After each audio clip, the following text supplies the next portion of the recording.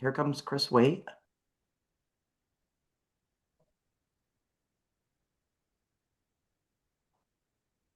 Hey, good morning, Chris. So John and I met with the select board this past Tuesday, and the reason they didn't sign the letter of support is they didn't feel like they had uh, true public disclosure for the town of Perry before they would sign. They didn't feel they had the authorization to sign without that public disclosure and without the town's vote. And so they've invited us to write, I can't remember what it's called. An John, article. It's called an article. an article. So to write an article, something along the lines of the town of Perry will vote to support the select board in signing a letter of support with Matrix to apply for a grant on behalf of Perry to have the funding needed for high-speed internet within the town. And once that's written, the plan is this morning we'll send that to the select board.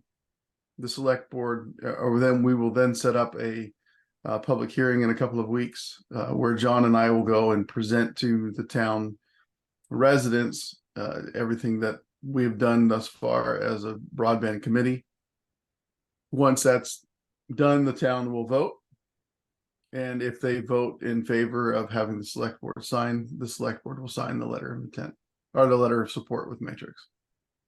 They just wanted to make sure that the town truly had the say in the signing of that. That's why they did not sign the letter of support at the time by September 1st.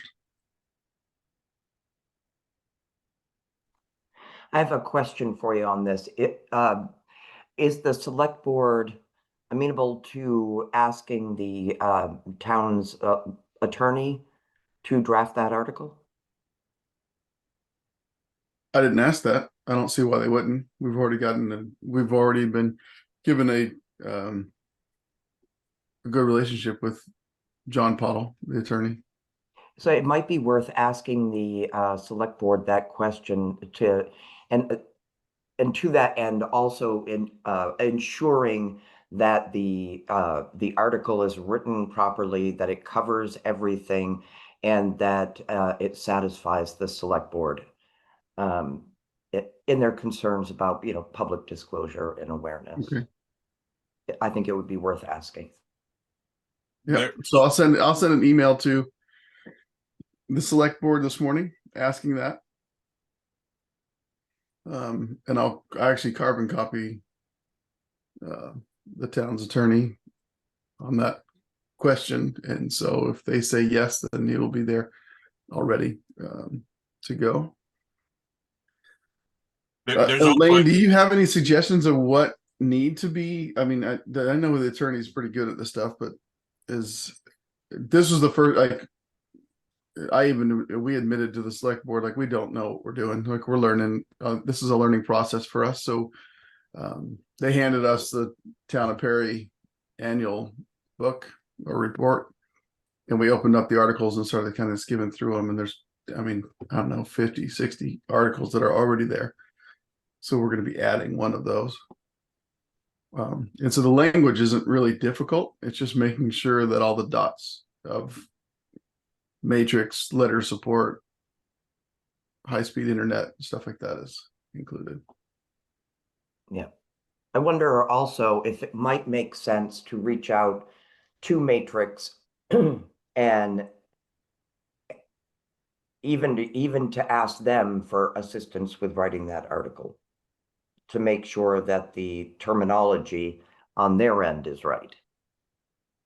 I don't think it needs to be, because Matrix in this case, because it's truly it's an article for the residents of Perry to grant the select board the permission to move ahead. So basically, once the town has said, yes, we want this, we want you to proceed with this, then the select board can work on the town's behalf in this matter. And so I think the attorney and this and the select board are all we need to do. I will be updating Matrix and letting them know exactly where we're at. now that we've had this meeting. I was going to send something Tuesday, and I said, no, I'd rather wait till after the broadband committee meeting today, so that I can say where we are as a committee as well. And Scott, this may be a non-starter. Was there any conversation about the possibility of sort of just granting the committee the powers as opposed to having to go back to the select board each time? Is that and I don't know anything about local politics or boards or anything and stuff. So there was no discussion of the committee doing it, but really the way that I learned, John and I both learned more about the way that the town works, and politically wise. In the select board, I mean, we don't have a committee, we don't have a council. So it truly is what the residents want, and the select board are just there as legal representatives for the time that they're as an elected official. And so, like in Eastport, if I understand, Eastport has a town manager, they've got a council, and so the council, when they're elected, they are elected as the decision makers for the town, and so the town expects that they're going to make decisions on their best half, or their wrong wording, but on. No, you're right, and but Perry isn't that way. We're basically a step below that, where it's truly the town still has say in every decision. The select board are just that legal aspect to sign things. So, and that's why they go through this process of a public disclosure and a public meeting, and then a public vote. And my understanding is that we share everything. Like when we actually do the public hearing, whoever is there are the ones that vote. And once they've voted, then the select board can move based on that vote. So even if it's, I don't know what the percentages are, if 2/3 of them vote yes in favor of the select board doing it, or if 100% of them that are there vote yes to have the select board sign for them, then the select board's going to have no qualm signing anything moving forward after that. Okay. Because the survey that we did, we brought that up and they said, but that wasn't a vote. And so that was really the biggest holdup of all of this, was the fact that the town hasn't actually voted for this. I went to the last town meeting, the annual meeting, and the articles that they had, if there was articles that they basically considered, well, if it wasn't anything to do with money, they would blow through like 10 or 20 articles at a time without voting on each one. They would just pick a block that they thought wasn't that big a deal and put it before the town and say, okay, well, you accept articles 10 through 30. And they would just say, yeah, okay. So I have a feeling that if our article was included in that that town meeting, they probably would have, wouldn't have been a big deal. And I don't see a lot of people showing up for this particular town meeting concerning broadband. I actually see possibly maybe you and I, Scott, the only ones voting. Robinson only. That's the way that the politics work, right? I mean, Yep. if we're the only, they'll put out a notice at the farmers union, they'll put out a notice at the post office, at the municipal building, and let people know. They'll put it on the Facebook page and let them know of the hearing. We just need to do that 2 weeks ahead of time. Yeah. So if we get this article done today and get it to the select board, and then we can put it out for next Tuesday. We can have it out there, and that would put us on the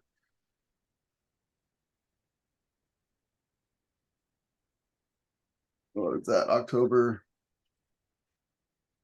That'd be October 3rd for a vote, or for the town meeting. And then the select board was pretty clear where they suggested that John and I present on. Even have a spreadsheet of all the ISPs that we've spent time with, kind of a review in the last 12 months for this committee, and be able to hand that out to everybody and let them see that and ask questions if they have questions. There is still there's an undertone of concern on the select board's behalf of having an outsider matrix that no one knows come in and do this. And John and I think John did a really excellent job of articulating that, like, no one else has gone to this point. I mean, everyone else has come and said, yeah, sure, we want your money, we want your business, but they've done nothing to actually prove that. And Matrix is the only one that's just said, hey, let's just do this. You know, sign a letter of support and let's move forward. And we've explained to the select board that even once the grant funding's there, like, we anticipate, John and I anticipate, that the ISPs are going to come out of the woodwork once they see that Perry has money. And then the town can make a decision again on which ISP that there is. I still think Matrix would be in the running as one of the top contenders, number one, because they said it multiple times now that they can do this build with zero cost to the town of Perry, which all the other ISPs have some cost that go to Perry, and that cost for the small town like we are, it's pretty significant cost. So Scott, and one then thing I think just what Matrix has done for us at this point, I think will put them in a better light. Scott, I want to clarify, my dogs might bark here. Once you sign that letter, that memorandum of understanding, and when Matrix writes a grant on your behalf, you are partnered with them. The memorandum of understanding is like an engagement period. You know, That's why right now you guys are dating. that's why the town and the lawyer went with a letter of support instead of a memorandum of understanding. And that's And okay. Matrix was okay with that. So right now, though, it's like, let's look at it this way. Right now, you and Matrix are dating each other. When you sign that letter of support, it's like an engagement. It's like it can still be broken. It can always be broken at any time. Once Matrix starts writing the grants that is a commitment between Perry and Matrix. They're not, out of the goodness of their heart, going to spend time and resources writing a grant for fiber in Perry just to have Perry help. Okay, hold on.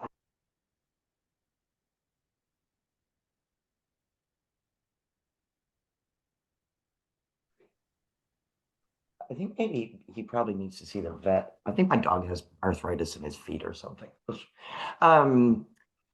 Yeah, out of the goodness of their heart, they're not going to say, look, Perry, you just got $2 million to build out. And so now that we did all that for you, you're going to partner with Fidium? Does that make sense? No, I hear what you're saying, but that was one of the big concerns, and that's one thing that the town's lawyer made sure wasn't in any letter of support, and Matrix was okay with the letter of support that did not have that commitment. Right. Okay. I just want you to try to understand. Chris, is there a better way I can put this? No, I hear what you're saying, and that's one of the biggest concerns that Perry had, including the lawyer. And when he wrote, because the letter of support that Matrix okayed was drafted by John Pottle. Yes. Yes. And it does not have that commitment in it. If Matrix writes grants for fiber in Perry, the expectation is Matrix is doing all that work so they may install fiber in Perry.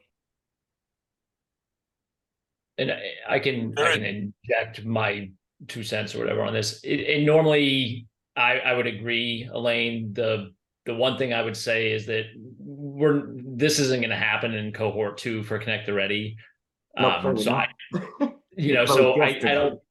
don't think we should get too hung up on that. I think moving forward, as long as Matrix is, kind of like, we don't even know what the next grant round is going to look like for requirements. And I'm assuming Matrix is probably fine with this anyway, because it was under the guise of cohort 2 for Connect the Ready.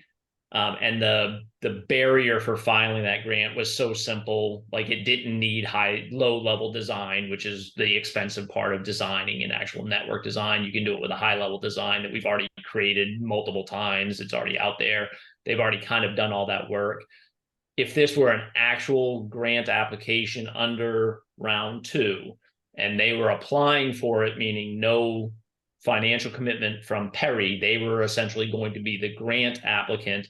I think that scenario would be a little more demanding. The fact that you're not applying for this round, I wouldn't see any reason to get caught up in that. I would personally love to see you guys just kind of get the town voting yes, okay, let's do it, letter support, and figure everything out when you know what the grant round that may or may not be coming looks like, if that makes sense. Yeah, I just really want them to understand, because it keeps coming up that, we'll do this and then the grant, and then we'll choose an ISP. And that's really not the way it goes. I just want to make sure they understand that. Yep, and my only thought, and again, normally I would be 100% in agreement. I think I, said, pretty similar on the last one, but because we don't even know what the next thing is going to be, I think this is probably absolutely fine. You're just getting the board and the town and everybody to say, "Yep, let's keep moving forward," kind of thing. Yeah. And nothing's happening with it right now. Nobody's filing any applications or anything anyway. So. Nope. When do you think the next round of funding is going to happen? I mean, it's all kind of conjecture as far as money being in the hands of MCA, probably mid 2024, before they're, really ready to start doing it. And whether they start a window prior to that, just assuming they're getting the money and everything, it's kind of a done thing at this point, sort of. That it's possible, but I haven't personally seen any guidance. Elaine may have, and because I don't pay as much attention, of what that's going to look like and how it's going to be. I don't expect to see anything else happen between now and the BEAD allocation, meaning that I don't think there's going to be any intermediary rounds like a cohort 3 of Connect the Ready, and I don't think the Connect the Ready sort of format is going to be the same when BEAD gets here, because it's been so problematic.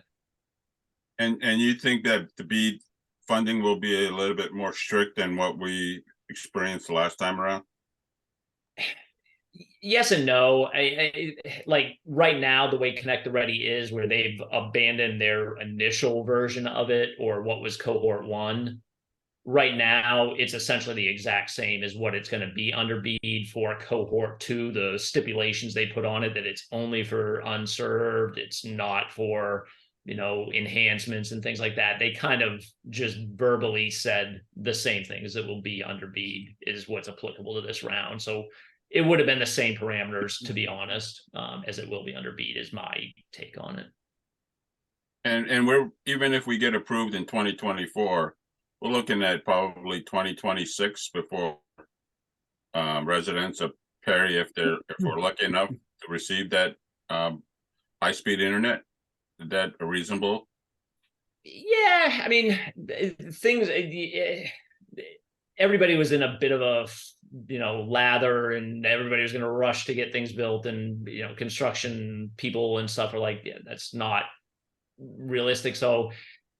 And now everybody's shifting the other way too far. I think that these projects are going to be a little smoother rolling out because of the delays. So you could be looking at mid 2025, depending on timing. It's really hard to forecast some of these things. But Matrix has it. If Matrix were the ISP, they have some interesting solutions to some of the other problems. So they may be able to move a little faster than some of the other incumbents that we deal with occasionally. But 2025, early 26 is probably not bad target ranges. Okay, thank you. Well, I mean, based on what Elaine has said here, like, we needed to put in this article that we want Matrix as our ISP, and then just add that to everything. And I think that based on what this committee was created for, to go out and look at, find, learn about ISPs. We've spent time with multiple. Matrix is the one that answers all of our questions and meets all of the town's needs financially and broadband wise. I know they have some hurdles to jump when that actually happens because there are RDOF areas in our area. And so they're going to have to reach out to other ISPs themselves and discuss that. They're going to have to talk to CI. They're going to have to talk to Spectrum. And Spectrum's right down the middle of the heart of Perry. They're going to at least have to touch base with those companies. But John, what do you think? Do we just push this at this time and just say like this is the like when we do our public hearing in a few weeks, do we ask everyone to vote for Matrix to be the ISP? My feelings for the town is I'm not sure. There are going to be some people, if they do show up, that are going to go with Spectrum. Sometimes change is a little difficult, so they're going to be concerned. My personal feeling is Matrix has, they've been very supportive. I think from an ISP point of view, I think that would be someone that I would consider strongly compared to the other ISPs, and I think we can make a legitimate argument. If I can jump in here really, really quickly, I would not do that as part of the article. If something goes sideways with Matrix for any reason at all, you have to start all over again because that's what the town voted for. Yeah, I think I would keep it generic. Yeah, keep it generic. I just But wanted the select board asked us to make sure that it says they have the authorization to sign a letter of support with Matrix. Okay, well then that's where I'd leave it at that. But if what you're saying, Elaine, is true, that when they sign that letter of support, that means they've selected Matrix as the ISP. We need to tell the town. Yeah, that's the breakup here. That would be true No. if you were applying for a grant. Right now, you're not applying for Right. anything, so Right. it doesn't matter. That's my only point on that. You're Right. not doing anything with this effort from a procedural standpoint except getting the support. That's exactly right. So hold it. I want you to keep in the back because I've heard the committee members say frequently that letter of support with an ISP, the ISP applies for the grant and Perry gets, this grant, and then you get to choose your ISP. That's a little disjointed because once, as to Chris's point, once grant funds are being applied for, once you start talking money, that ISP is committing to, for example, Matrix has committed thus far to a no-cost build that they will finance any shortfall between the cost of the build and the grant funds that are received. So they're making a commitment when the grant is written. So right now, it's like Matrix is asking for this letter of support as like yes, we are interested. Yes, please check out our towns. And yes, we are interested. But once money starts happening, grant writing, that sort of thing, they're going to be writing that grant. So this is down the road.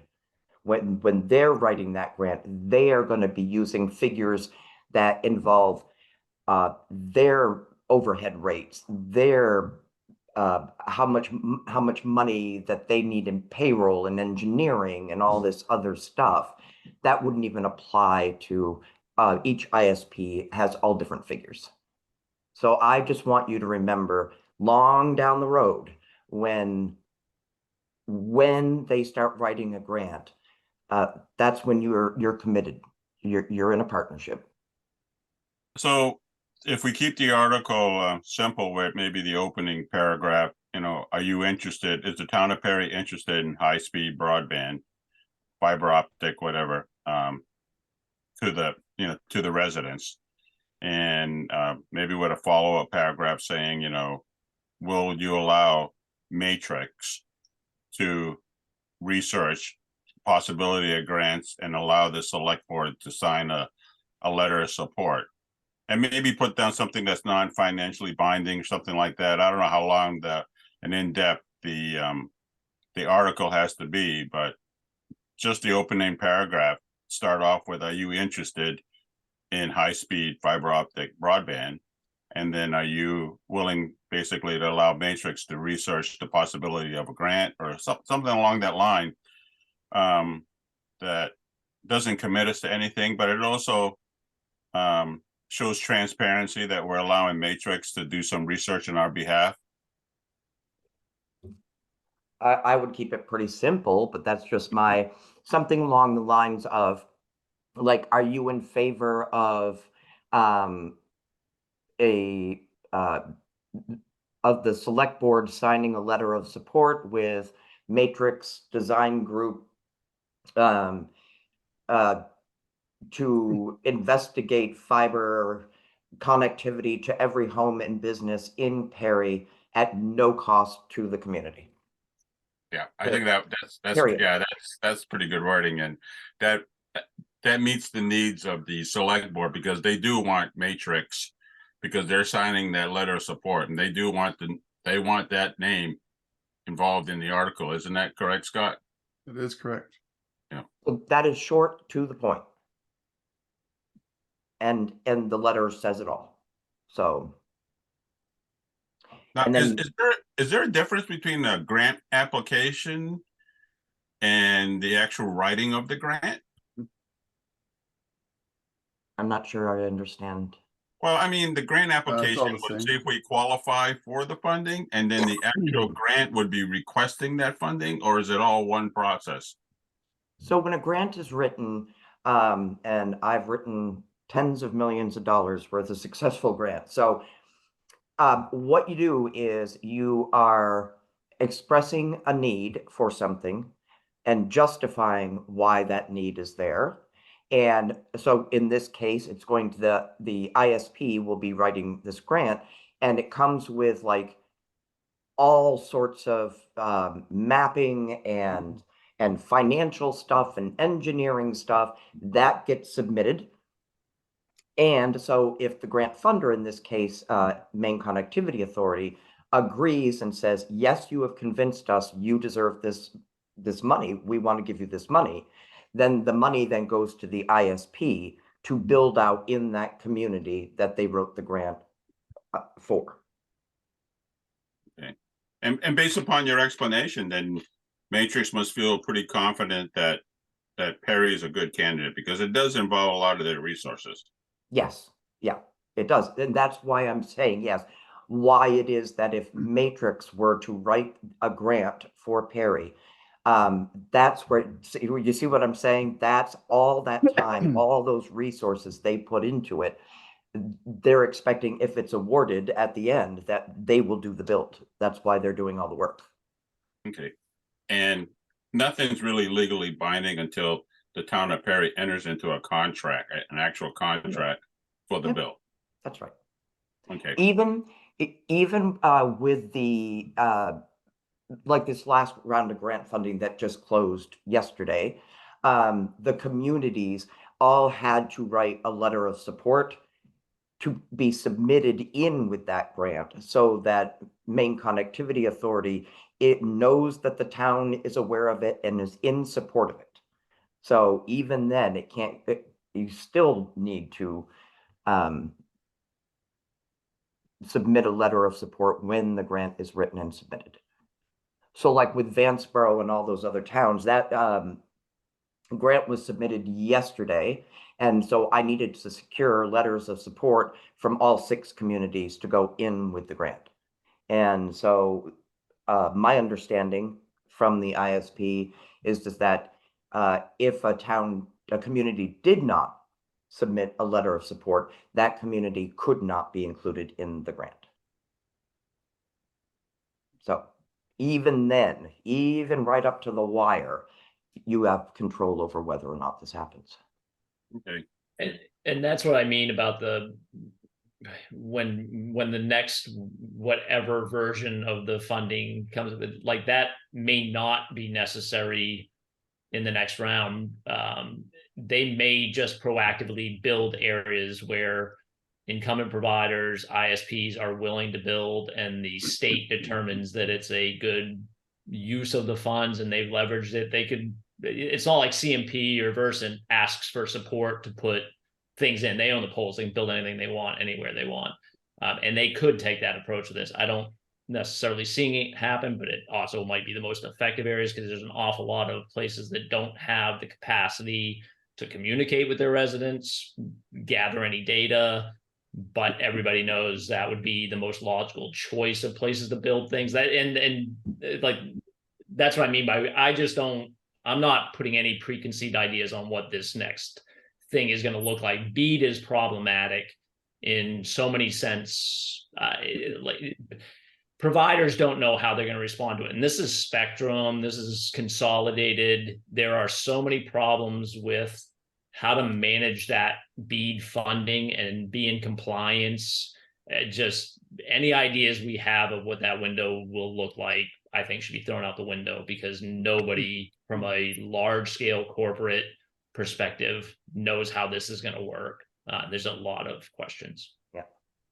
On another question, I mean, the select board hitting it around to it, and I can see the residents asking the same question. You know, they've never heard of the ISP matrix, and they want to know why all of a sudden they're interested in Perry. I think Scott and I did a good job, you know, explaining that situation, or why Matrix was, you know, interested in Perry and Eastport and Sapphire. But maybe also, I don't know if a status update on the western part of Maine, how that's come, because I think it would put people's minds at ease knowing that Matrix does have a big footprint, and they want to be part of Maine. So any inputs or any hints, and you know, that can help us explain to people why Matrix is here and who are, I mean, we can figure out who they are, but why do they want our business? Chris, you know them better, so jump in, because I'm just going to give a very, very high. So Matrix has presence. They're expanding throughout New England. They just keep moving up, and they submitted and were awarded to Connect the Ready Round 1, Cohort 1 grants in Wilton and Fayette, I believe. And so they've started with a little footprint in Maine, and they are looking to expand. And I am not completely sure, Chris, how I got connected with them. I have no clue. Probably you, Chris. So anyway, they responded to Eastport's RFP. So that's where the conversation started rolling. They're looking to expand. It's a perfect opportunity because Perry would represent the underserved for a pot of money, and Sabayag and Eastport are more dense, more population base, and more density. So it just makes sense. That region right there makes total sense. I'm not entirely sure how I met Matrix. Chris, do you recall how we? I mean, I don't remember timelines and stuff. My introduction to Matrix was, you know, on the construction side of things. So that was, you know, earlier on, based on the award of Wilton and Fayette, because I had interest in building that area, you know, for whatever ISP was getting that grant, based on its location, and versus where my crews are. I think the sort of bigger scope of why a company like Matrix, or even some of the other operators, whether they're Maine or not, are starting to look at these areas with, one, the availability of grant money being a possibility for sure, but the model changing to where a smaller footprint can be profitable. which has more to do with the technology. With a fiber network, the maintenance costs, the deployment costs are higher, but the operational costs are less. So you can have less subscribers, a smaller, more rural area that can now actually be a viable business model, and that never was the case before. So the combination of potential subsidies, for lack of a better word, and a different model of what a cable company, internet provider can look like is the biggest reason. And Matrix is just a little more forward thinking than a lot of other, want to be ISPs. So they've had experience in smaller markets. They've had success with it. So they started looking at areas that weren't too far from their other footprint to expand into. But it's kind of just that changing landscape that we've talked about before. Things are very different now than they were 3 years ago on what constitutes a viable area. So they started looking at areas that other ISPs, like a Consolidated, like a Charter, historically weren't going to look at. So they've known about these areas in Maine for quite some time. All the smart companies have known where borderline builds from a profitability standpoint were. They've identified it long ago. And they just started, and the amount of communication that's come from the Eastport effort, putting out an RFP, from Elaine doing the work in Washington County, Maine MCA doing a good job of sort of advertising how far ahead of the curve these efforts are, just brought some attention to the region. And Matrix just happened to be one of the companies that's being forward thinking enough to look at that. And then just all these outreach efforts kind of combined with that is kind of the total package of why they're interested. We're also not saturated. There's very little competition here. Very, very little. So it's kind of wide open. We don't have choices of there's not already 5 ISPs available to us. There just isn't. So with fiber, hey, it's an opportunity. But they've been looking at Maine. My understanding is they were in conversations with DBU for a while, with Danny Sullivan anyway, whether or not it was formally with DBU, but about getting a footprint here in Maine. That I do know. And that's a really good example of how much it changed. It wasn't that long ago that Danny reached out to Matrix, and it kind of went nowhere at the time, not in a negative way. They just, were like, we don't know what that looks like, because the whole utility model for an ISP was different. It was a little new. That's why Danny and DBU was the only one kind of in our area. So not that long ago, it's like, I don't know how to make this work. And in probably less than a 2-year period, conditions have changed so much in the market that they're like, you know what, this does make sense now. And that's just how fast these things are moving. Help me out again. What's an RFP? Oh, request for proposal. Yeah. It's just like soliciting bids is probably a more common.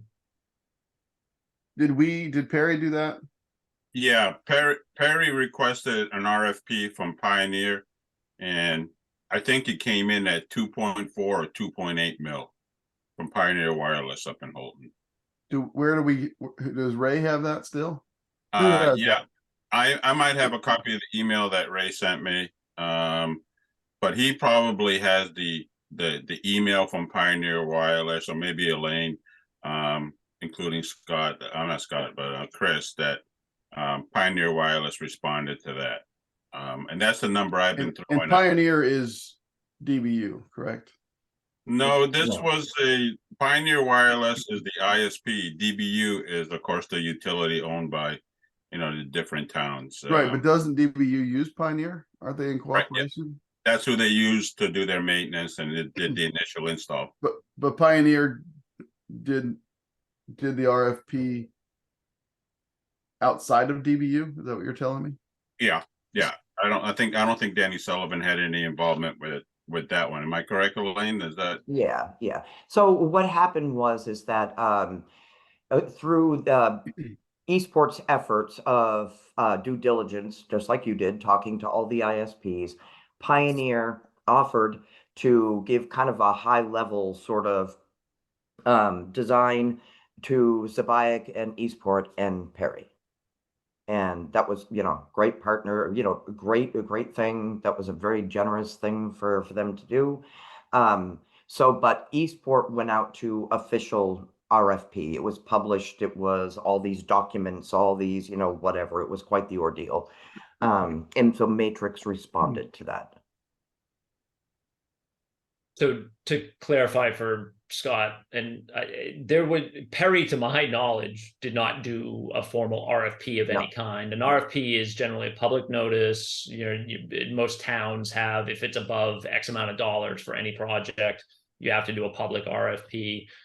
Pioneer provided that data to us just as a favor. Essentially, they already had kind of a lot of it because the conversations with Eastport were going on. But there was no formal RFP process for Perry. Just to clarify. Yeah, that was a courtesy, I think, by Pioneer Wireless. It was it gave us an idea of how much it was going to cost, and the number was daunting. Not to mention maybe 10 or 20% contribution by the town itself. So that was an eye opener. And that's also a good thing to look at. If you look at those numbers that are attached to those high level designs, it gives you an idea of why the difficulty exists for a town like Perry. For probably comparable sort of population for Sapaic and Perry, you're talking about $600,000 to $750,000 versus $3 million. For the build, because of the distance you have to do to get to those same amount of people. That's what makes it really difficult without grant funding. And that's why the attractiveness of those three communities, why Matrix is attracted to that. Okay, cool. Just trying to put things together for the town, because we need to make sure that we share with them that we've got a generalized overview RFP from Pioneer, right? We can share that with them. But then we also spent time talking to DBU. We spent time with CCI. We spent time with Spectrum and Matrix. So I just want to prove to the town that we've done due diligence as a committee, and then present the information to them, so that they are fully aware of where it is, and then be honest and share why we like Matrix at the point that we do, and why we're asking them to support the select board and signing a letter of support with them. We also spent time with Axiom out of Axiom out of and Machias. Trail Runner, you did? Yeah, and GWI. So we spent a little bit of time with them, and Ray and I like the basically shop local thing, but they don't have the deep pockets, and they were very upfront that GWI said they were really busy doing other projects. Right. It gave us some insight, but Axiom, they were willing to write the grant and everything else for us, but we also knew in the back of my mind they didn't have the pockets to make up the difference between the MCA grant and what would be required for the actual build. And it's another thing to sort of file in the back of your, mental cabinets to, this next round, whatever we're going to call it for BEAD. There's going to be sort of another shift also, like using Axiom as an example. Mark and Axiom right now are out doing the same thing other companies are doing, raising capital to prepare for BEAD funding.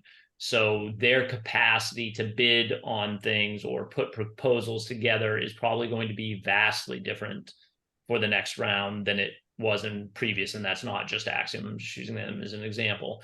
Sebago Fiber was one that started. They built Fry Island, and just a small build because he was frustrated and he had an engineering background. He's ramping up. He's going to try to have enough capital to be a viable ISP partner on these things. And there's going to be many more that are positioned differently for BEAD than they were for these MCA Connect the Ready type projects. So who knows what that's going to look like also. So you're saying companies like Axiom is seeking investors to make up the difference to whatever the town would have to contribute? Is that their goal?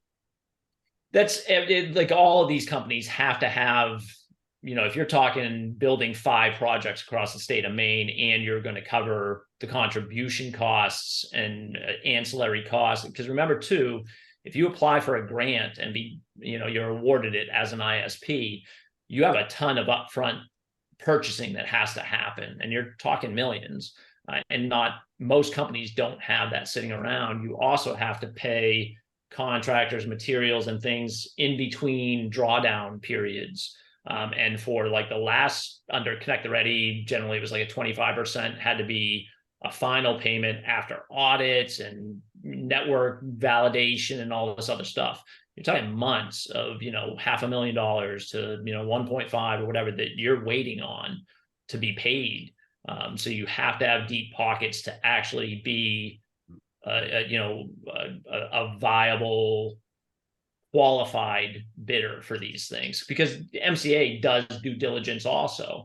That was one of the reasons that, in Matrix's award for Wilton and Fayette, MCA said, we're not sure we understand your pro forma and your forecasting. Can we make some adjustments to that to make this make more sense from a financial standpoint? Because they have, the accountants and the auditors looking at that bid, and they have to make sure that there's enough capital. So a company like Axiom is going to say, well, all right, we now have the pool of capital to be a partner on these grant applications. So you are going to see different people, different players, or more beefed up, proposals from the existing ones. Okay.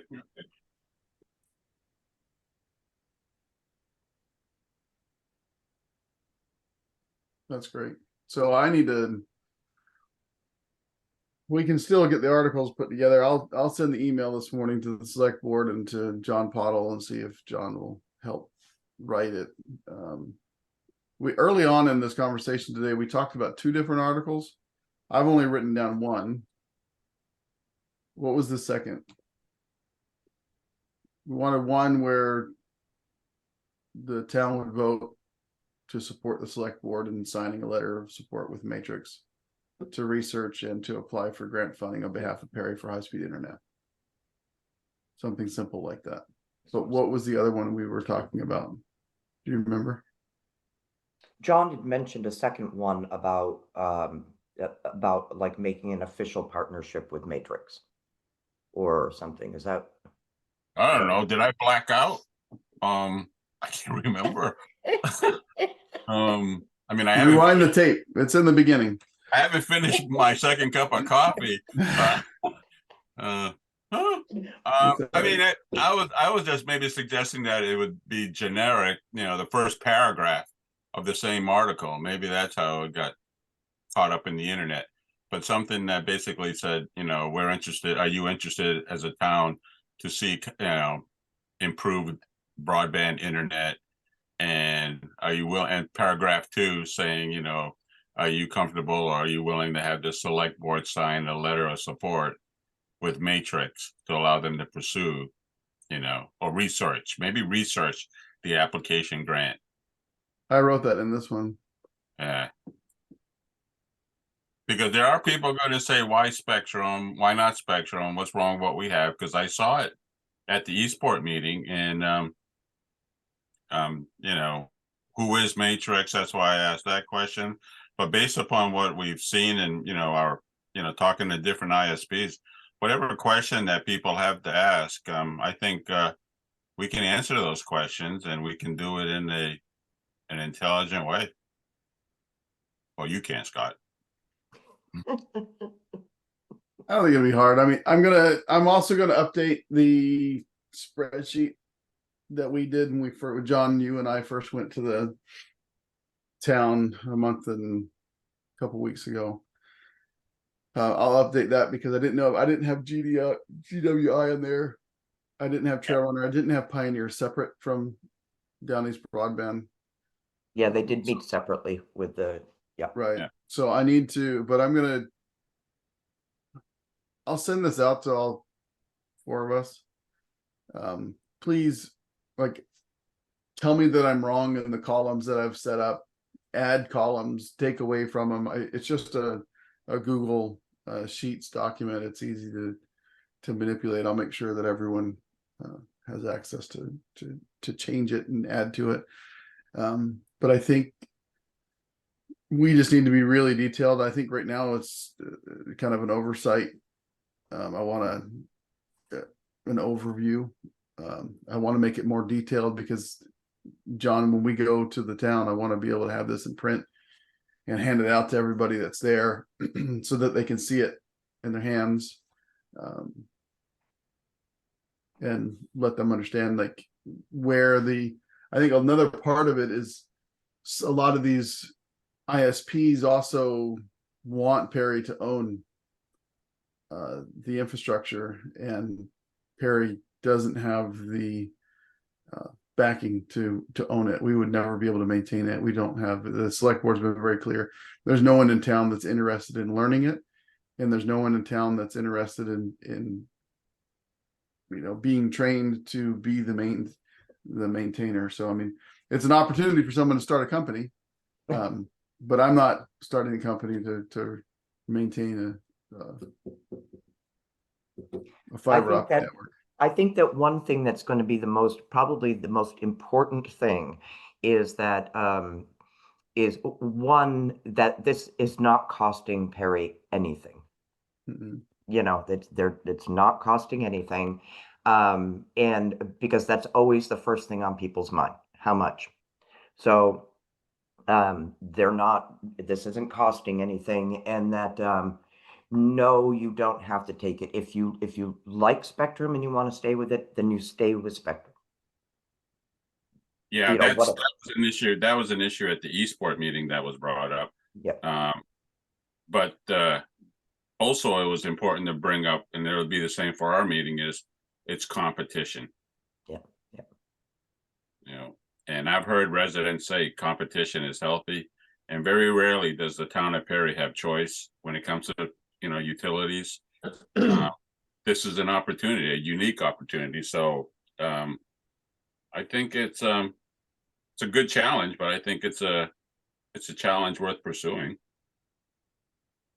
I mean, some things that you may hear, I do believe that it happened at the Eastport meeting, I believe. Ken said that some people thought that meant that Spectrum was going to have to take down all their lines and stuff. And no, that's not. Anyone that's currently a Spectrum subscriber can continue to hold that, and those people are going to have options then, right? That's right. If you currently have Spectrum, you're going to continue to be in Spectrum, but Matrix is going to be run right by, so you have the opportunity to join Matrix if that's what you want, if they provide a better service, or if they have better customer support, or they have better pricing levels. I think the pricing levels are already pretty similar. Well, if Matrix does accept the MCA grant, how long are they obligated to accept the pricing, the $59.99, and also participating in the ACP? I don't know the answer to the 59, how long they have to. I don't know. Okay. I mean, that's their price. Yeah, because their pricing for the state of Maine with people that they received the grant is $59.99 for, I believe, 100 up, 100 down. But then when I look at their pricing for Massachusetts for the same service, it's $99.99, I think. So I just wanted to know if that pricing for the state of Maine was because of the the MCA grant, and how long they would have to obligate to that pricing. I don't know the answer to that. Chris, do you know? Not as far as how long they need to keep that. I would assume that it's for a defined period of time, but it would depend on the contract itself. As far as pricing in Massachusetts versus here, that's just a market thing, would be my guess. Yeah. There's rent more money. Is more expensive there. Yeah. Massachusetts is more expensive, period. And about the ACP, is that John? I think you had sent an email out saying, "Hey, and they don't do ACP." Apparently, Massachusetts, if I'm to understand this correctly, has like an ACP, a state-run program. I can't remember when I read that, but it appears to be that Massachusetts has set up some sort of a digital equity type fund. MCA is talking about doing the same thing, and where it's a pot of funds for if and when ACP money runs out. Yeah, I'd read that ACP funding from the FCC might run out next year, and I did notice on the Matrix website that for the main locations, they did mention specifically ACP funding, but nothing for the Massachusetts. And that could be because Massachusetts has their own pot of money. It could be, but here, so obviously they have the ACP, and we'll find out if it's if Congress refunds it or not. But I think Chris is absolutely right. The 99, it's just what the market will bear in Massachusetts. Okay, sounds good. And I certainly would not throw this into any conversations if not needed, but have any of the people you've spoken with in the town level talked about television service as opposed to internet? I've never heard anyone talk I about don't- that. Yeah, I don't think it got that involved, but I'd avoid it if you can. Yeah, I mean, I recognize the trend that cable and live TV, I think the subscription rates are below 50% now. But I also, the reason I would avoid it is because it does involve with streaming video and, YouTube. It is a little bit more complicated for some of the residents to, rather than just pointing their remote and selecting a channel, sometimes it can be a little bit more involved. And that's why I didn't really want to say anything about cable TV and stuff like that. Well, Yeah, I mean, it's some. Oh, go ahead. I was just going to say, keep an eye. Sorry, Chris. I was just going to say, keep an eye out. I know you faithfully attend Eastport's meetings, and Eastport is going to start gearing up for like cutting the cord type stuff, to prepare for that. So go ahead, Chris. I'm sorry. I just at some point, if this moved forward, say Matrix ends up being the ISP, and you're moving forward in an actual product. At some point, you're as representatives for the town, you are going to want to make sure that it becomes clear that unless Matrix has a product offering I'm not aware of, or they want to introduce it, that generally television service in its traditional sense is not moving forward going to be part of the offerings of those ISPs. They are strictly going to be internet service providers. Doesn't mean all the streaming options aren't available, obviously, but a traditional linear remote to your television kind of thing is generally not going to be part of that provider's offerings. Okay, good. This is an off the wall question. Just curious with Spectrum Current. Spectrum that is going to people's homes right now, is that on coax or on fiber? I know fiber runs down Route 1. Yeah, so they use fiber to get to what they call a node, and then it breaks off into the coax traditional copper network, and that's always been true. It's been true since so what is 80s. Currently what Spectrum speed in Perry for the people that are served? I don't know what their offerings are currently. Because coax can't go up to 1 gig, can it? It can't do anything symmetrical is the big clincher. So for internet speeds, that's why you always have like a 100 by 20 or whatever the product offering is. That's the Achilles heel of a coax system, is the inability for upload speeds. They're introducing hardware and software upgrades to their networks to allow that to get better. I would not foresee that happening in Perry or that region without an infusion of cash from a grant, which is what Spectrum's trying to do without getting too in the weeds. They've tried to use grant funds, bulk purchase agreements, all those things, and then they take that money and they upgrade their network to provide the speeds that they offered in the bulk purchase program. So they're offering things they can't offer unless you fund that with your grant money. That's not my opinion. That's what they're actually doing. I'm, in conversations right now with another community that's going through exactly this. Well, you said we were going to have this service. Yes, but we have to upgrade our network to provide that service that you signed a contract for. It's not a pretty picture. And the problem with all of that is is it's still on the exact same network architecture, meaning it has AC powered amplifiers, it has cables that get cracks in them. The noise, the same reliability issues are going to exist as long as it's a copper based network. That's never going to change. So if they don't maintain it, I don't care if they have a gig symmetrical. If they don't maintain it, it still has all of the inherent problems of an amplified active coax network, which is the strength of fiber. It's not so much, in my mind, it's not about the capacity, it's about the reliability and the simplicity of the network. Chris, on the Robinson install, I talked to one of the technicians because it's fiber optic to the residents, and he verified that.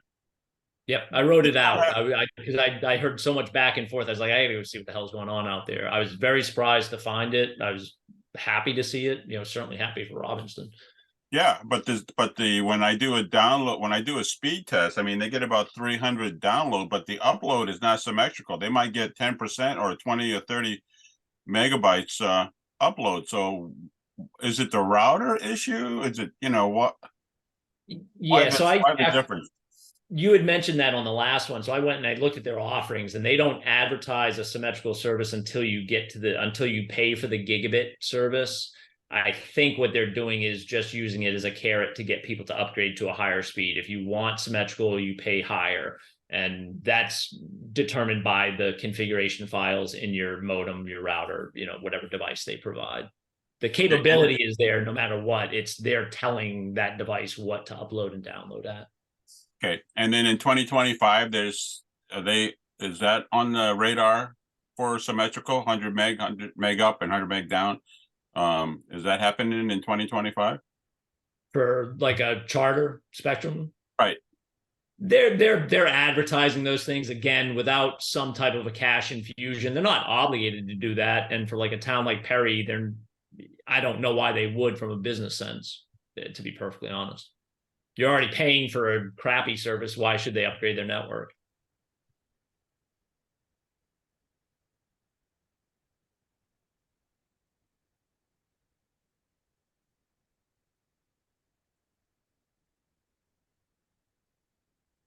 Is it okay now for me to go prepare for the hurricane?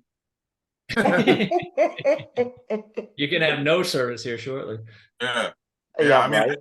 I have Starlink, and I'm looking at my antenna and trying to figure, okay, can it take 60-mile-an-hour gusts? Should I take it down? Yeah, I'm gonna see what happens. It's the antenna itself is rated for 100 miles an hour. It all depends on how your post is mounted. Oh, his screws are only rated for 15 mile an hour. No, I got it bolted down. I got it bolted down and strapped down, and I mean, I don't use screws. I put bolts in there. Yeah, there's always a couple drywall screws in every construction project. Drywall screws. All right, guys. I got Starlink, but the way the wind blows, my receiving dish only gets glinted by the wind. So Hey, do you want me to stop recording now? Is this meeting over? we're good. We're all done now. I think